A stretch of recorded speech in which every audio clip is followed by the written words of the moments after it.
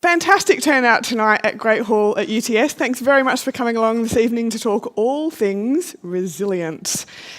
I am Beck Dawson and I'm the Chief Resilience Officer for Metropolitan Sydney as part of the 100 Resilient Cities network, of which Sydney is a part. I'm hosted by the City of Sydney. But I'm delighted tonight to be your host here as the MC of this UTS Speaks event.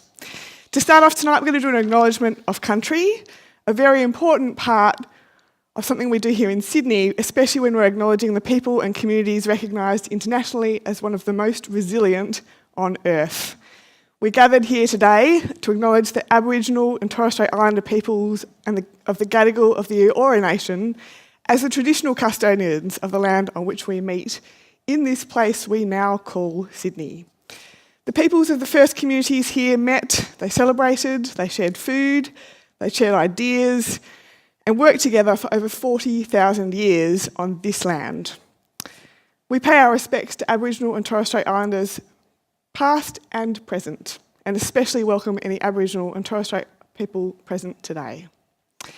Sydney today is home to the largest community of Aboriginal and Torres Strait Islander people in Australia, and as I said before, globally recognised and one of the oldest living and most resilient cultures on Earth. So sharing ideas, I think we can do more of that today. Talking about resilience, absolutely. UTS is a public university and of the city here in the city, brings together key stakeholders in public debate on the city's future, and tonight is one of those events. There's increasingly focus on globalisation, urbanisation and climate change, and I like to talk about that as the risk cocktail. More and more people being put in smaller and smaller places on the earth, with a more and more disparate globalised supply chain and more big climate change events to disrupt them.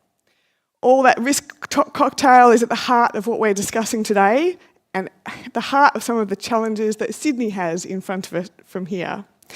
All of tonight's speakers are part of the UTS Urban Research Network, and I'll be introducing them a little later on.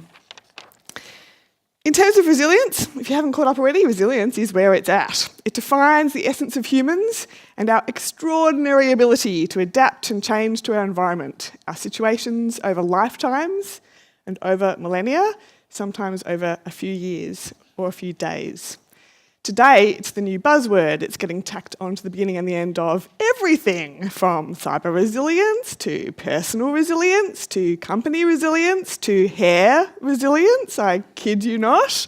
I don't have any at all, but if you're students with too much time, you can Google hair resilience for a fun night in. And of course, tonight it's all about city resilience. So what's the definition and what are we working on this evening?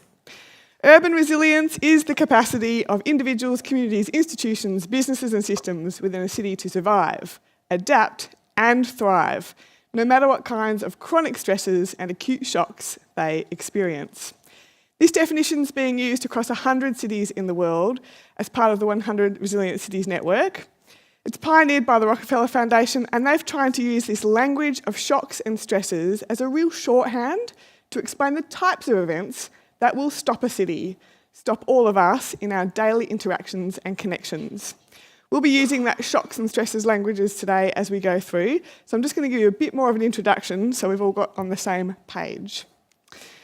Using the network, we've looked at Sydney through the program that I'm part of to understand what are the big shock events likely to hit us here. These things were published in a report last year. If you're interested, there's more information online. But shocks are effectively big events that stop a city rapidly. Usually just for a few days, sometimes for a few weeks. The effects can last a lot longer. In Sydney, our top shock and silent killer is heat. Extreme heat and extreme weather kills more people in Sydney every year than any other natural hazard.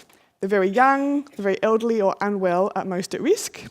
Other familiar ones would be financial crises. We've all lived through one of those, usually triggered by global events, failures of infrastructure, diseases that might arrive on a plane or cyber attack. But in Sydney, we're really coordinated.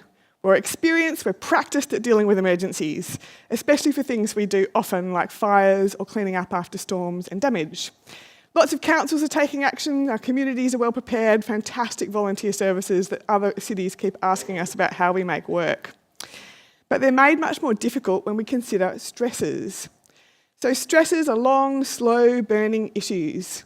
They're the things that really take hold and make it much more hard for cities and people to recover after a shock event.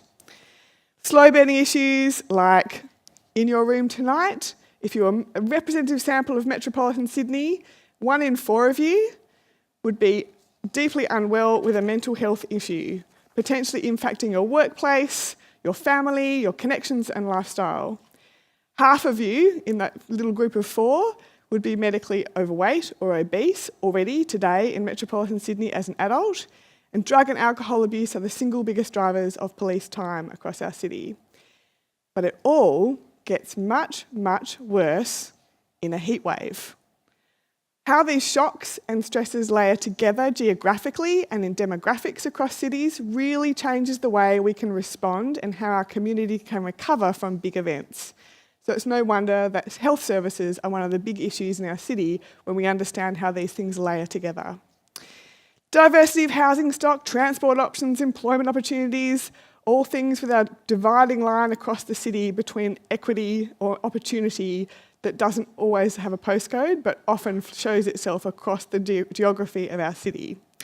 Social cohesion is one of the most important determinants of recovery from disasters, but it's not something we're always investing in.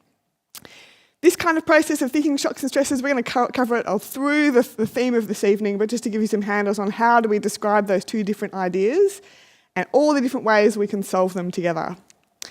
So what will disrupt us is obviously a key part. We're going to talk through some examples internationally from Rotterdam, Detroit, New Orleans, big parts, and of course big chunks of Sydney.